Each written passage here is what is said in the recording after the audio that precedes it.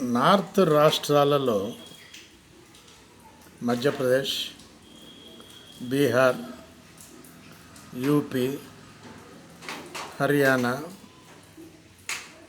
అదేవిధంగా ఇంచుమించు ఒరిస్సా రాష్ట్రం కూడా గంజాయి వాడటం వాళ్ళకి అలవాటు. ఈ గంజాయి, tobacco, pan masala, pan Parag ఇట్లాంటివి వాళ్ళకి అలవాటు.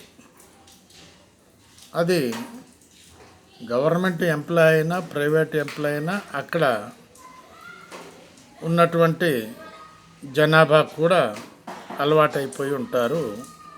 ఈ యొక్క మత్తులో జోగుతూ ఉంటారు. అక్కడ వాళ్ళ మీద ఇన్ని కేసులు ఉండవు. ఒకవేళ కేసులు పెడితే యుద్ధం లాంటిది జరుగుతుంది అక్కడ.